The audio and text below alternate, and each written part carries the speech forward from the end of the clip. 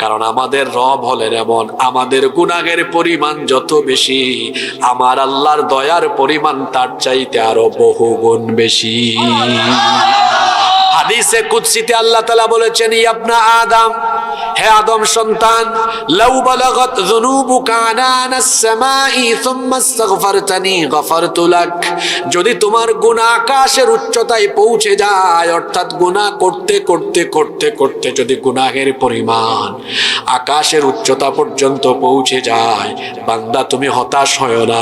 আকাশের উচ্চতা সম পরিমাণ গুনাহ নিয়ে যদি তুমি আমার রহমতের দুয়ারের সামনে ভিক্ষুকের মতো হাত তুলে তুমি যদি তওবা করে আমার কাছে হাত পেতে মাফ চাও, মনে রেখো আমি তোমার সেই আল্লাহ, আমিও আকাশের চাইতে আরো বেশি বেশি পরিমাণ দয়া নিয়ে তোমার সামনে হাজির হয়ে তোমার আকাশসম পরিমাণ গুনাহ আমি মাফ করে দিব।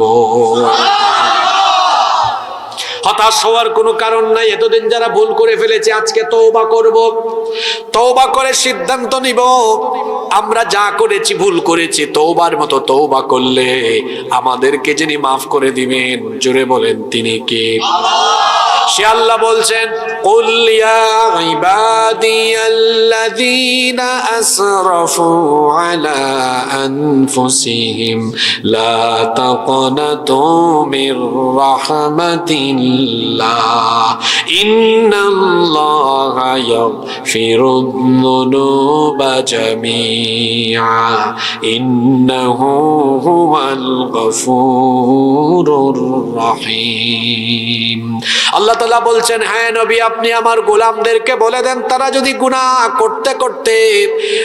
করতে করতে সীমাও ছাড়িয়ে যায়, তাদেরকে বলেন তারা যদি নিজেদের উপর জুলুম করে ফেলে, তারা যেন আমার রহমত থেকে নিরাশ না হয়। আমার রহমতের আশা করে তারা যখন আমার কাছে এসে ক্ষমা চাইবে, সকল গুনাহ যিনি মাফ করে দিবেন তিনি কে? সুতরাং আমার যুবক তরুণ ভাইদেরকে বলতে চাই, যারা না বুঝে শয়তানের খপ্পরে পড়ে শয়তানের মুরিদ হয়ে বেনামাজি হয়ে কিংবা অন্যান্য গুনাহ করে আমরা যারা গুনাহের পথে নিজেদেরকে ধাবিত করে ফেলেছি, আমাদের জন্য হতাশ হওয়ার কোনো কারণ নাই। তওবার দরজা আমাদের জন্য খোলা রেখেছেন কে? আপনি যতই গুনাহ করেন না কেন, মনে রাখবেন আপনার গুনাহের চাইতে আল্লাহর দয়ার পরিমাণ কম না বেশি? এই যে রহমত, দয়া, মায়া, ভালোবাসা, আল্লাহ তাআলা রহমতকে 100 টুকরা করেছেন। কথা বুঝে থাকলে বলেন তো, আল্লাহ তাআলা রহমতকে কত টুকরা করেছেন?